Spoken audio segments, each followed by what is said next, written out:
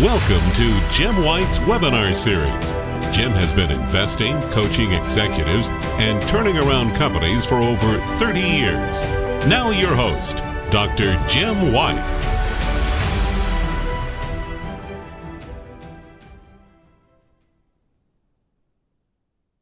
Hello, this is Jim White. It is June the 30th, 2020, and welcome to part 8 of my Critical Thinking series. And I want to extend a special welcome to everyone that's been following us through this past 8-9 weeks, and a special thank you for the 173 people that signed up for the first time. So thank you. You make our day, and as I've often said, we do this every week with one goal in mind, one mission in mind, is to give you content that you can use to help improve your personal life and your professional life. So once again, welcome to part 8 of Critical Thinking series. Now, for you that join us regularly, you know how we do this. Let's do a quick review before we move into this week's session. Last week we discussed benefits of critical thinking. And I'm also going to acknowledge now that we got a lot of questions for this week's session, and I want to thank you for that. I'm going to do everything with my power to answer each and every one of them. And one of the questions was, what's the benefit of critical thinking? And last week, our number one item was we discussed the benefits of critical thinking. So I would encourage you to go back, if you did not see last week and the previous sessions, take some time and go back and just sit down, turn them on, get a notepad. Also go to our blog at the end of each session. Like I said, we got some very talented people that allows us to bring these live events to you each and every week. And at the end of the sessions, I was saying, they also do their best to take the replay and put together a blog post so you can have the resources in many different ways. Resources via the blog and also via the replay. So once again, thank you for joining us. And I want a special thank you for the people who joined for the first time. And like I said, we got 173. So thank you. So last week, we discussed benefits of critical thinking. We talked about being more persuasive last week. We talked about better communication. And I went in through my 7 C's of communication. We talked about problem solving, better problem solving. And gosh, no, we really need that right now, right? Better problem solving. And we talked about increased emotional intelligence. Okay, now, this week, within 30 minutes, I'm going to try to get all this in, but we may go a little over this week. Depending on the rhythm that I create here, to be able to get the questions in and do my best to answer your questions. So this week, I term this as changing your perspective. And once again, I don't think there's a better time that we should be taking this in and understanding it, changing our perspective.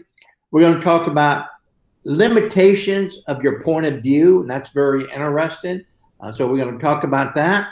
We're going to talk about considering others' viewpoint, and we're going to talk about influences on bias, and then we're going to talk about a very unique way when new information arrives. So that's the 5 topics that we're going to consider this evening.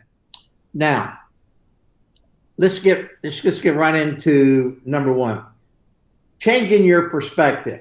Well, what I meant by that, it's a very interesting thing about perspective.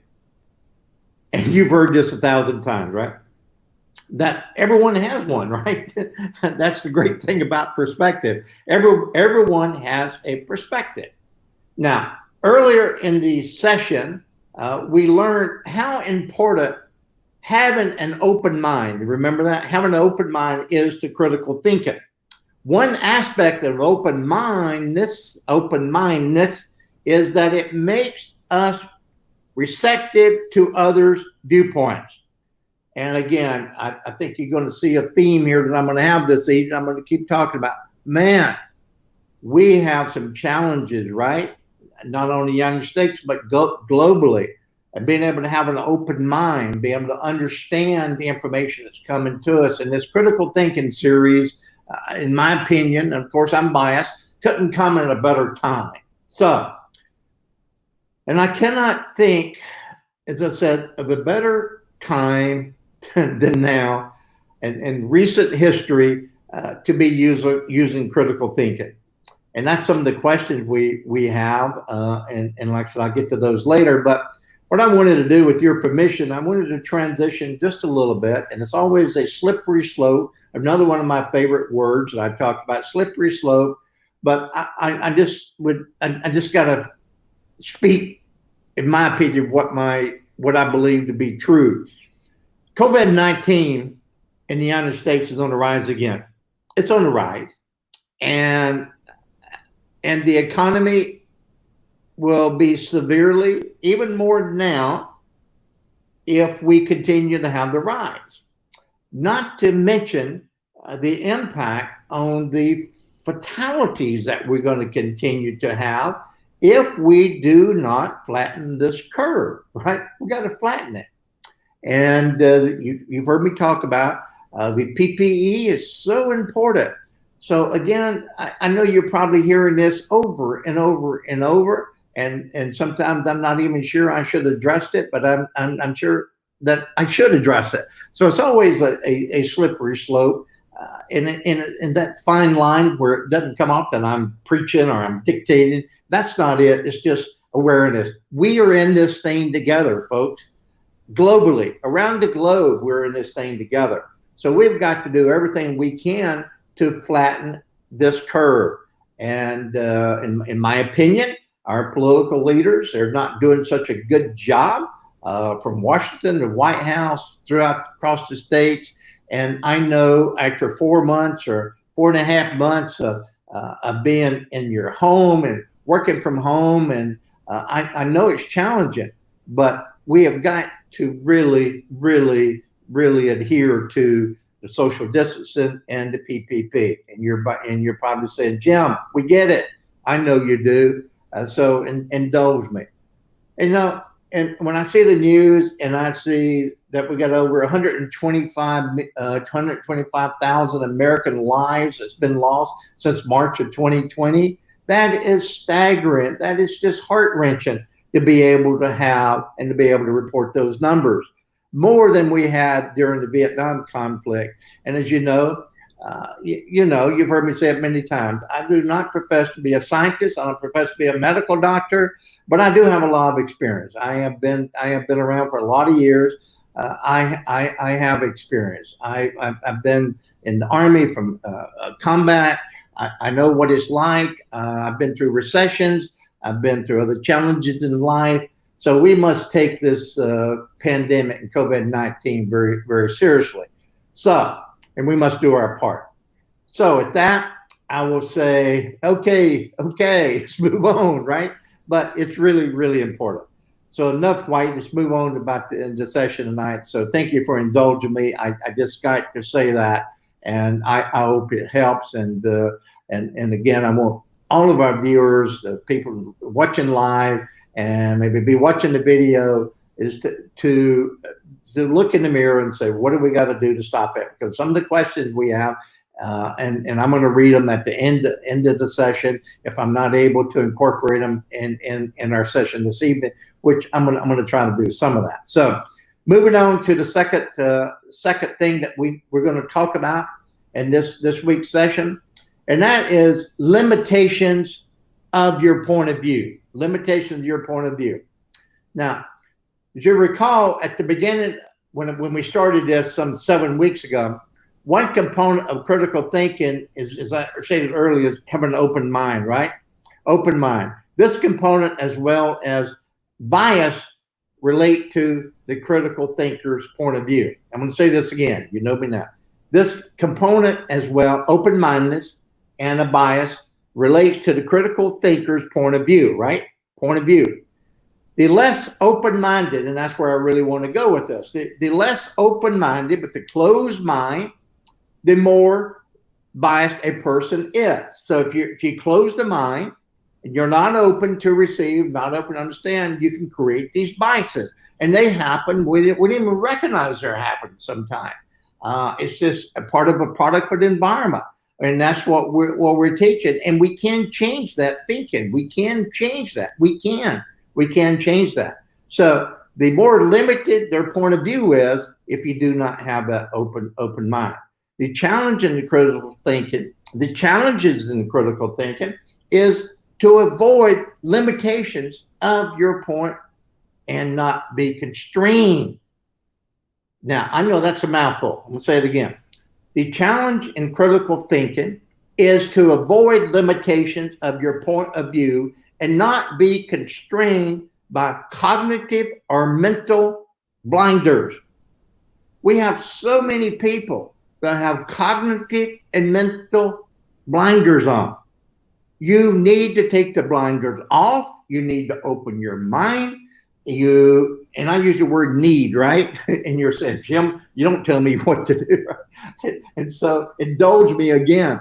But I'm going to continue to use the word need, because that's what we need to do. We are at a crossroad, not only in the United States, but around the globe.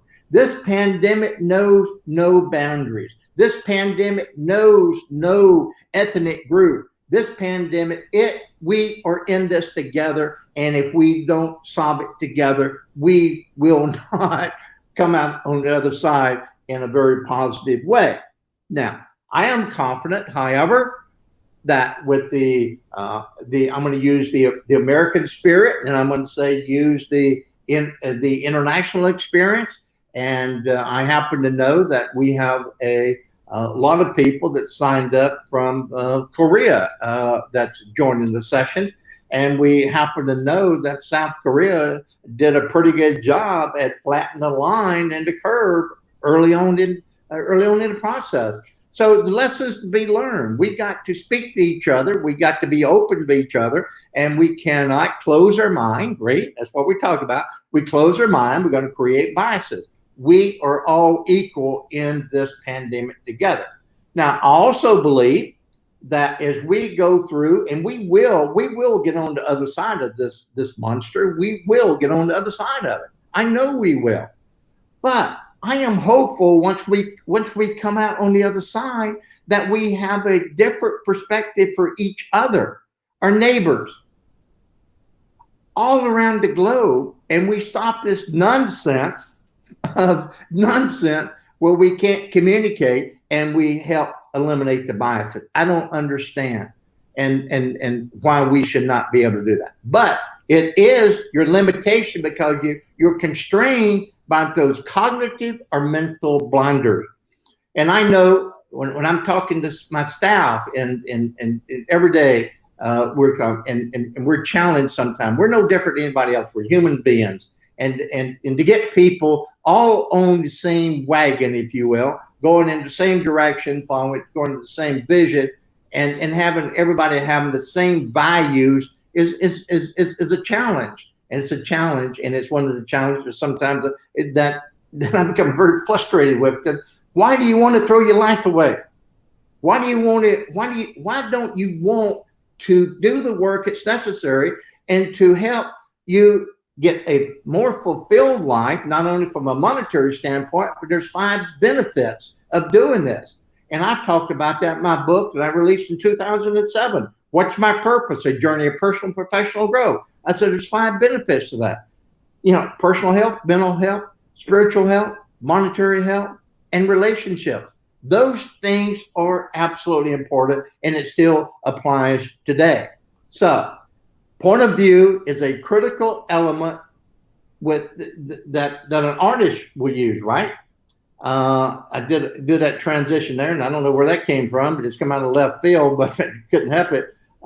Consider all the masters, the different people that will, and I use this artist because I often say when we are doing sessions. We might be doing strategic planning, both corporately and personally as well. When I often say we go to and we have a blank slate, you got a blank canvas. Paint that canvas. Paint your life any way you want it to be. Paint it. That is a perspective. You can only do that, but open your mind.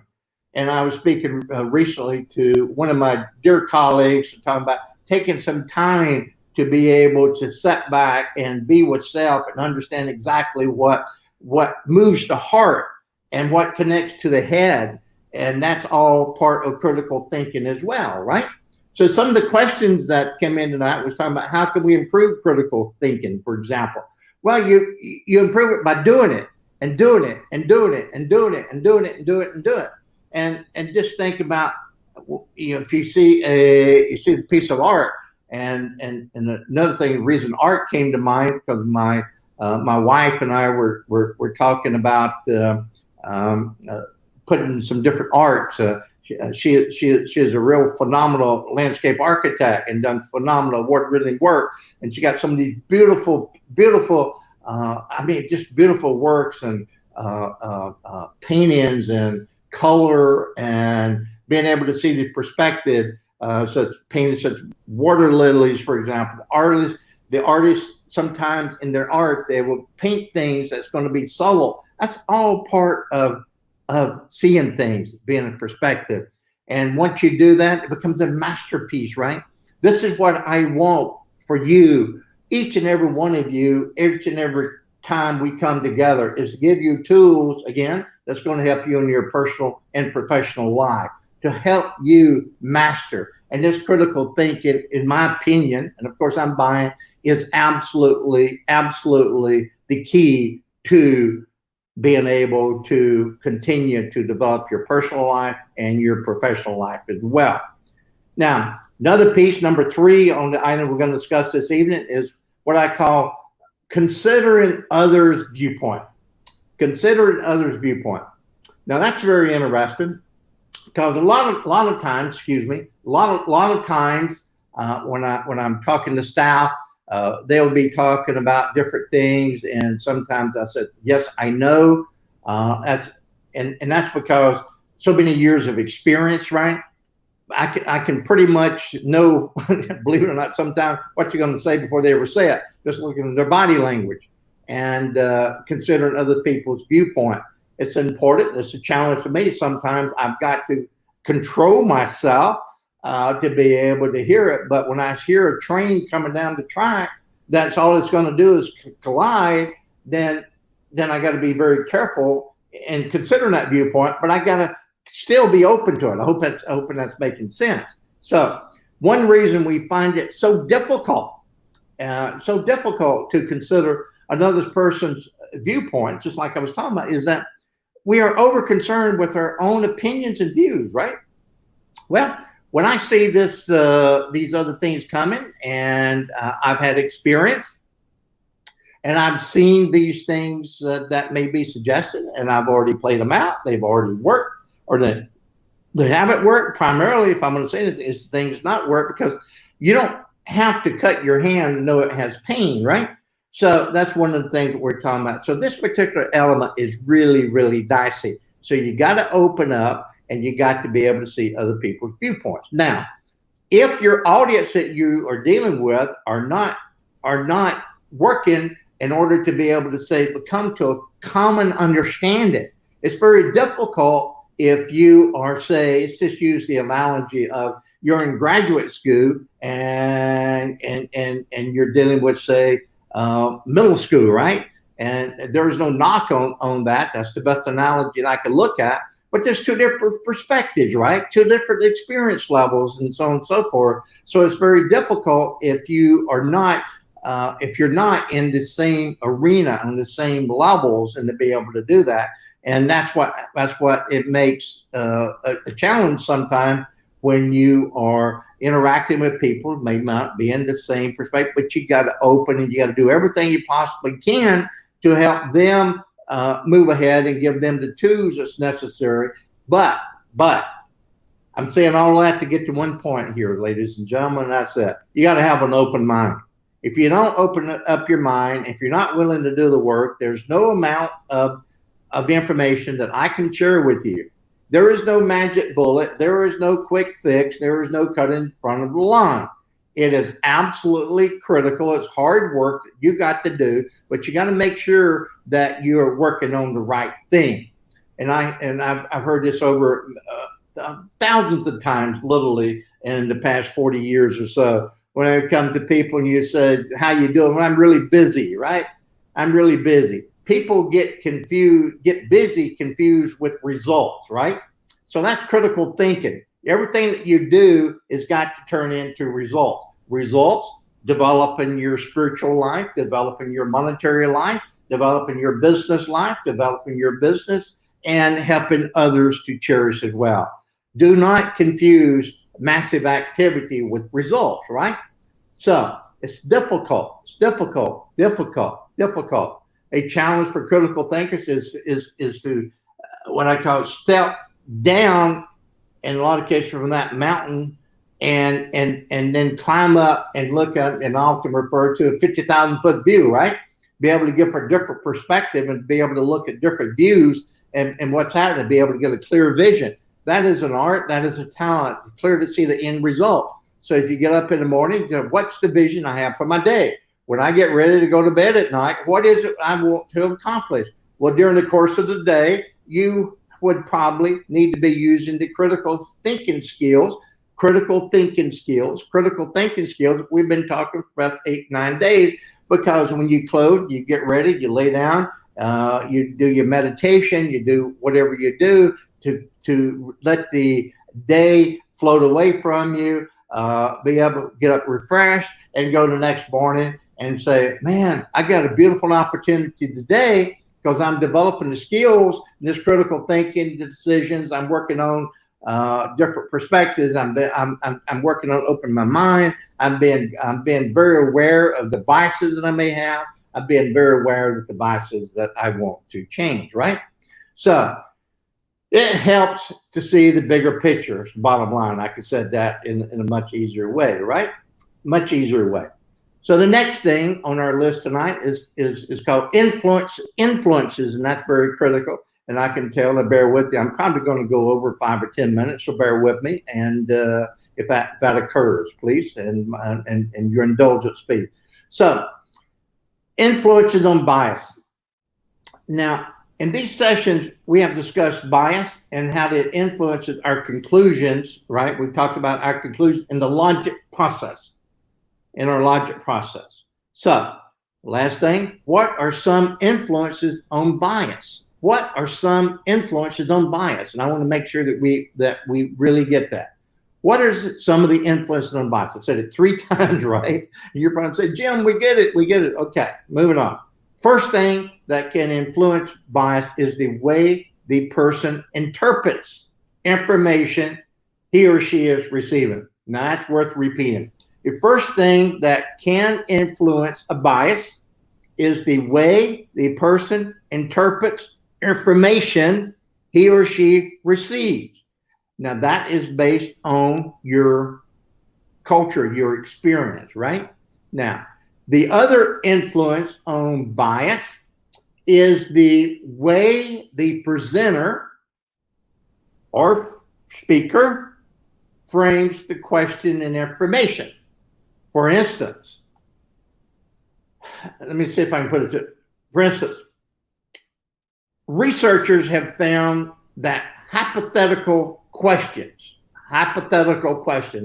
influence behavior and promotes bias. Now, that's really interesting. Hypothetical questions influence behavior and promote biases. How many times have you had a conversation with someone? Hypothetical, right? It promotes and influences bias. The key to not being influenced by hypothetical information is to remember that it is just that and not factual information. Now, that's worth repeating again, right? The key to being influenced by hypothetical information is to remember that it is just that and not factual information. Well, that's, again, a big deal. This happening and is playing out every day, especially from our most senior leader, the President of the United States, is doing this and is a master at it, right? Is a master at doing this. Now, let's talk about when we receive new information. What you're receiving tonight is new information, right? You are receiving new information tonight. When the critical thinker, and that's the term I like to use because we're all critical thinkers. That's what we're doing. We're critical thinkers. When critical thinkers receive new information, how should they organize it? That's the question. How should we organize that information? Now, probably the most common way of handling new information is through an organization schema, right? And schemas indicate which role new information plays. Now, it compartmentalize, if I can speak, information in a familiar format, right? That's what a schema does, which makes it easier for critical thinkers to use, right? It's organization. Now, consider this. Consider all the different means we have of storing and organizing information today. In the information age, we have a proliferation of information that is not only problem we have, but how do we store and recover that information for later use, right? So it's information overload. And that's one of the reasons when we started this session, we did a live session, we were recording a session, then we're putting a blog post, and then we're communicating with you because it's information, and we're doing everything we possibly can to organize that in a fashion so it's easy for you to use, right? So that's what I wanted to discuss this evening. Abrupt, right? That's what I wanted to discuss this week. Now, I am going to, let's talk about what we're going to do next week. Then I'm going to go through some of the questions. Like I said, I'm probably going to go over my target 30 minutes here, a few minutes, so bear with me. But I thought it's really important when you send these questions in, let me read them aloud and do everything I can to respond to them. But next week, let me tell you what we're going to do. Next week, we're going to talk more about problem solving. We're going to talk about identifying inconsistencies. We're going to talk about trust your instincts, and we're going to talk about asking why. And then we're going to talk about evaluate solutions. So we're going to continue to pull all that together from each week to each week. And like I said, we got 12 sessions, and we continue to put all this, always building on a foundation, right? Now, let me see, let's take some of the questions here. Let me see if I can read them here. What are the advantages of critical thinking? Advantage of critical thinking, in simple word, other than what we've discussed in the past 7 sessions, is it will benefit your personal and professional life. It will help you to develop in your career. It will help your physical health. It really will. It will help you solve problems that you may have thought were impossible to solve. Critical thinking, in my opinion, is the foundation of all communication skills. Number 2, what factors determine critical thinking? What factors? I would encourage you to go back, and if you haven't done so, go back and watch all the sessions prior to that, because they will lay out all the factors at that time. And if you still have questions, what I'm going to do in session 12, I'm going to go back and recount everything for the past 11, 12 sessions, give an opportunity at that time to maybe dig deeper into more Q&A at that point in time, right? I'm not going to forget these, I promise you, right? But I wanted to acknowledge them and say thank you for submitting them. Now, number 3 question was, could you tell us what role critical thinking plays in decision-making or life choices? Well, I can only speak from my own experience and from the people I've had the pleasure to coach, mentor, teach over the past 40 some odd years. The role it plays, it makes the difference between what I call personal success, monetary success, and business success. It makes all the difference in the world. Everybody you talk to will say the ability to communicate, the ability to think clearly. You've heard many, many times, I've got to clear my mind. I got to be able to think clearly to be able to make decisions. That is true. That is true. Number 4 question. What should we do to develop critical thinking? Listen to all 9 sessions and join us for the rest of them. So I encourage you to do that. And trust me, we'll come back. But that's the question. That's my answer to that question, right? Number 5, how to develop critical thinking faster. Practice, practice, practice. All of these tools, the way we got them laid out, the information on the website, practice, practice, practice, practice, practice.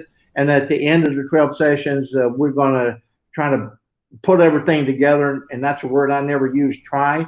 We're not going to try, we're going to do it. And my staff is watching this. They'll say, hey, boss, you say that word doesn't exist. And that's true. We're going to put together a little recap. So hopefully it's going to help you and give you a kind of a workbook, if you will. We'll see about putting that together. Now, 6th question, may I know more about the perspective after this pandemic? Not sure how to answer that question other than this way. I think if we all globally will do our part to flatten the curve on this pandemic and keep us out of further economic decline, we'll be fine. And the last question that came in, after the pandemic destroys the world economy, what can we do to recover? Well, first part of that question, I'm going to say, is to do everything that we possibly can globally to never allow that to occur. So I am going to say we're going to do everything we can not to allow that to occur. And with your permission, I am not going to say what can we do to recover, because I'm going to take the other view. We're going to do everything in our power not to allow that to happen. And if you would like my views on what we could do if it should occur, I will address that in session 12. So those are the questions. Those are the sessions for this evening. And I just cannot thank you enough for your participation. I can't thank you enough for your participation. And I really appreciate you tuning in each and every week. So at that, I'm going to say thank you. Have a good evening, and we'll talk to you next week. Good night. Thank you for your participation and interest in Jim White's webinar series. To stay in touch with Jim, go to www.authorjimwhite.com.